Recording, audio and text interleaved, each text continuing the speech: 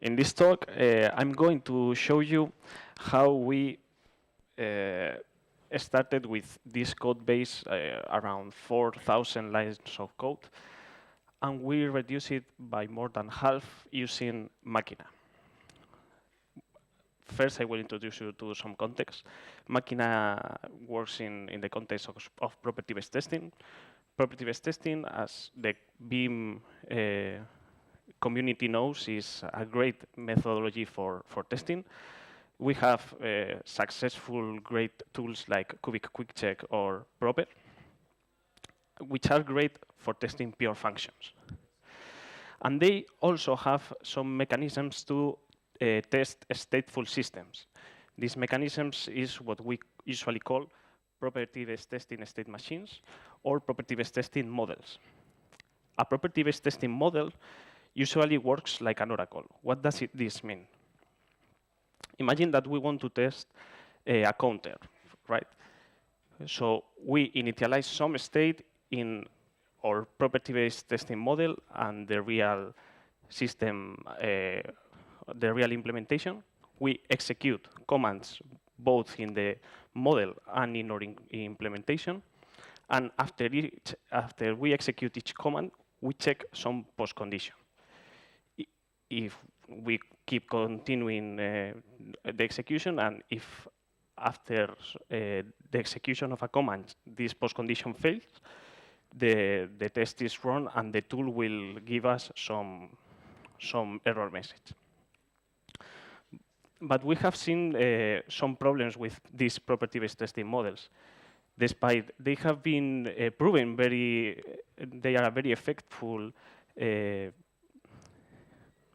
tool to test large systems, we have seen a very slow adoption. So why is this happening? Well, we think that there are three main reasons why this is happening. The first one is that these models are really hard to reuse. Also, they contain sometimes bugs which are hard to contain, hard to detect, and they usually generate cryptic errors. So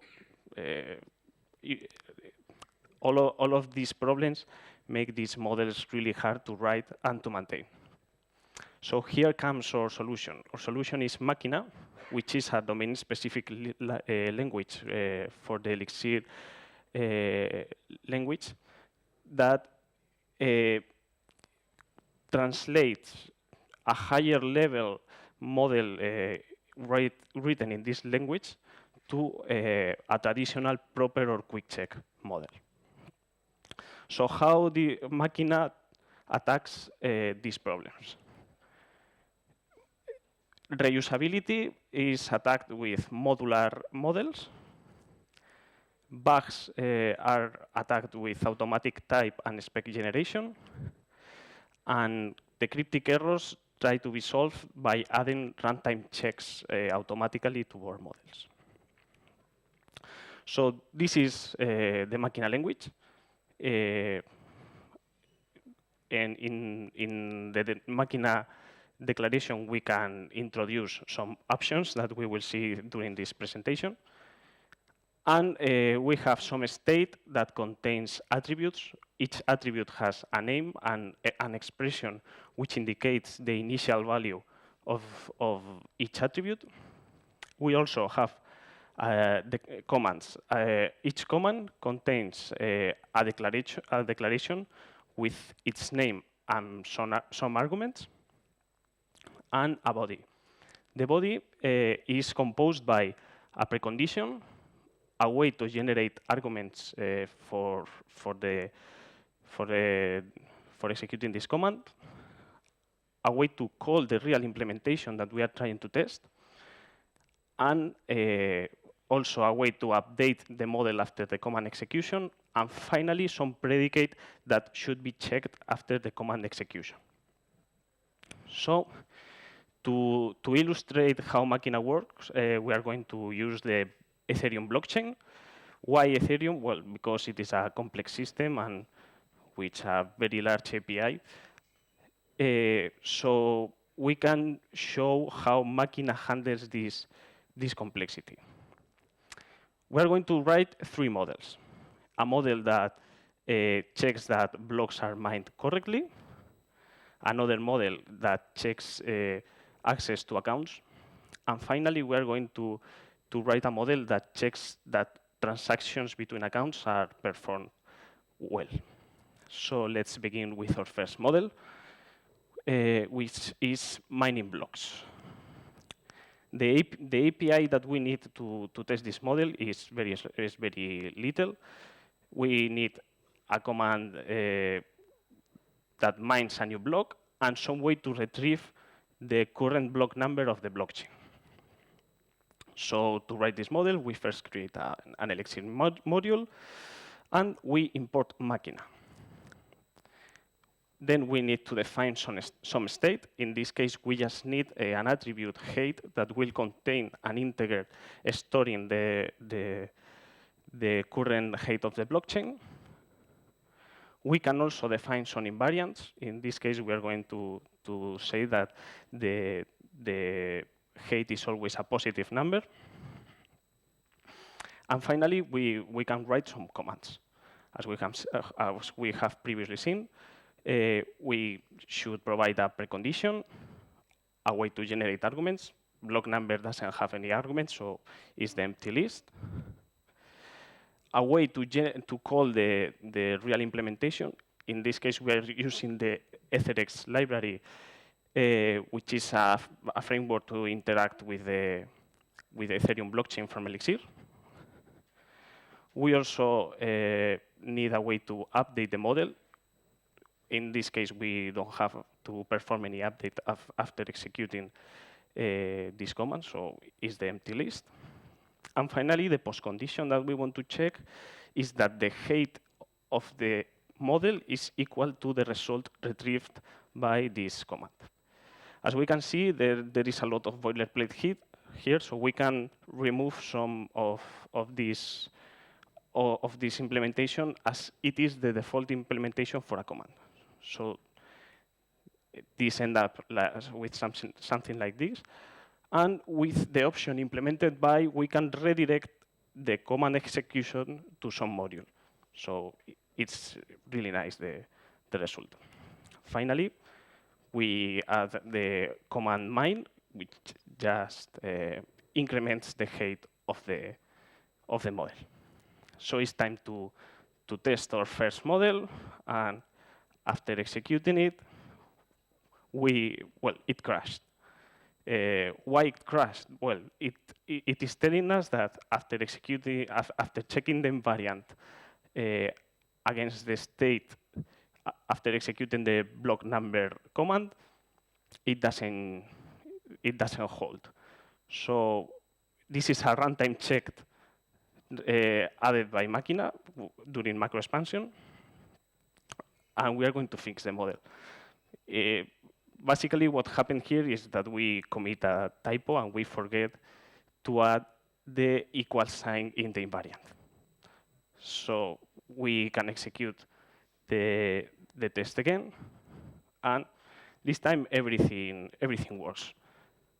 So with this very little example, we can see that how fast it is to write a very simple model using Makina. Now, we are going to see how can we improve this model in order to be more maintainable.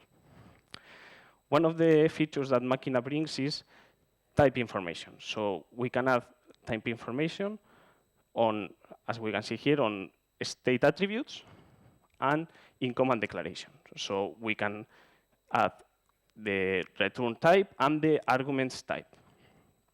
If we use a type checking tool like Gradient, well, in this case, everything works, so fine. But imagine that after some time, something changes in the implementation of Ethereum.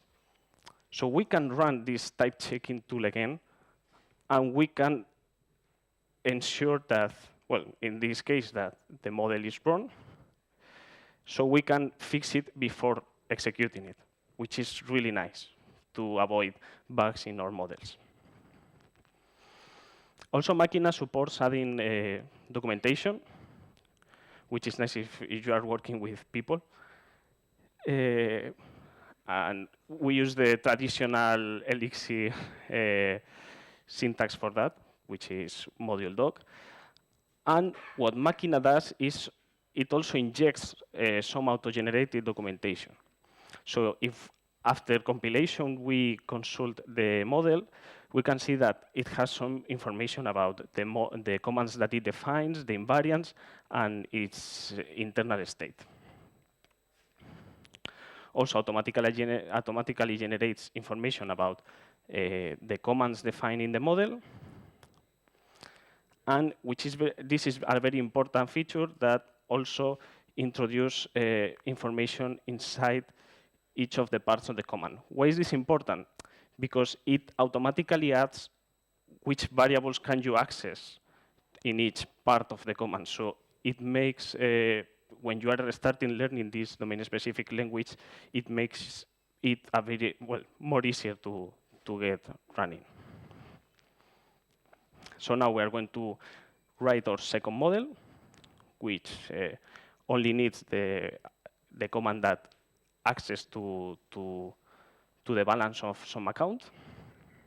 To do so, we again create a module, we import Makina, we define some state. In this example, we need some attribute to store the accounts and another attribute that stores the balance for each account. Okay? And finally, we add a command balance, which can only be called if there is some accounts inside the model state. And also, the postcondition checks that the balance that we retrieved from the blockchain is equal to the balance that we stored in the model. We are going to execute this model. And after execution, Makina is telling us that we forgot to add the account argument. And it's true because there is no way to generate arguments in this model. This is also a runtime check added by Makina. So we are going to fix it. To fix it, we just need to add a way to generate this argument. And we can run this test again. And everything works.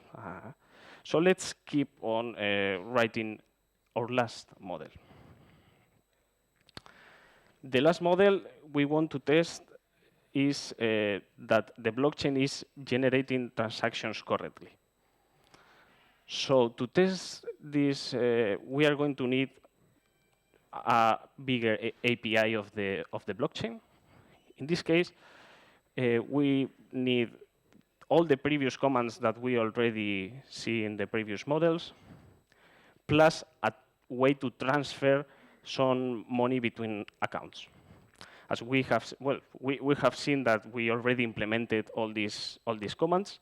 So Makina allows us to compose the two previous models, so we don't have to write all these commands and state again. We can compose it by using extents and a list of models that we want to compose. This will generate a new model called transaction composed, that in order to use it, we can, in order to see how its final shape, we can access the auto-generated documentation and see that it merges all the commands, the state, and the invariants in the previous models. So now, if we define the new command inside this transactions model, automatically, by default, this transactions models extends this new transactions composed model. So we add this transfer command, which has these three generators, the two accounts that we are going to do the transactions. And afterwards, after its execution, updates the balances inside the model. So now we are going to, again, execute the tests. and, well, it failed.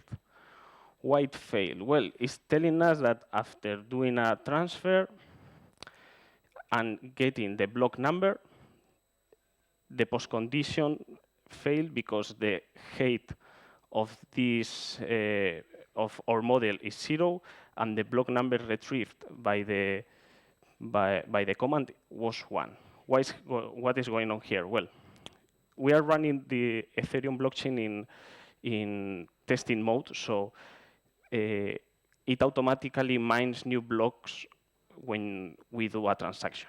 This is not very real, but we have two options to fix this model. We can change how the Ethereum blockchain is working, or we can change our model. For the sake of simplicity, we are going to change the model. So we increment the height after generating each transaction. So we execute the test again. And after this test, the postcondition also fails. And this time, what is going on? OK, we make a transfer between two accounts of 1 Ether. And if we then get the balance of the account from which we do this transfer, there is less money in the blockchain than in our model. So what is going on here? Well, we forgot to add some fee because, as all we know, blockchains tend to use gas cost in order to allow transactions. So how can we fix this? Well, this is the most difficult fix that we have to do today, because we need to extract the gas cost after producing a transaction. And something that I didn't tell you is that property-based testing tools, when using these models, perform two phases in their execution. A first phase that generate sequences of commands, and after generating this sequence, they execute the real test. So the problem here is that during the generation phase, we don't have the transaction because it's not performed. So how traditional property-based testing tools face this? Well, they have some documentation talking about two states. A symbolic state, which is the state of the model during the phase 1, and a dynamic state, which is the state of the model during the second phase of the execution of the model. How Makina improves on this? Well, Makina makes the difference between this symbolic and dynamic state explicit. So it provides two mechanisms to add information about symbolic state, a type and a macro. Here I describe some rules that we can use when writing models, that an attribute with a symbolic type cannot be inspected in next. And if we need to update this symbolic attribute, we will use the symbolic macro. So how can we do that? Well, in our model, we need to add first some symbolic attributes that store the transactions, which is this state transactions, which contains the symbolic hash of the transactions. And also, as we are going to update the balance with the result of an operation that retrieves this gas cost, we need to transform our balance into some symbolic attribute also. In the implementation, we need to store the symbolic transactions in the attribute. And also, as I said, we need to use the symbolic macro to update the balances. And finally, we need the last command that computes the new balances after extracting them from the blockchain. So we add a command that gets this transaction cost and computes it in the model. It also, once it retrieves it, it updates the model so we don't get the gas fee for a transaction twice. Okay. So we run our example again, and everything works. And we have tested all the previous commands with this new symbolic stuff. So the results, well, this is the tool that we have used to decrease by half the code base in this testing stuff that we have in our research lab. And here I leave you with the solutions and the problems that Makina, well, the problems and the solutions that Makina gives them. And also I leave you a link if you want to stay tuned on more things that we are going to keep improving this library. So that's all I have to tell you today. If you have any question.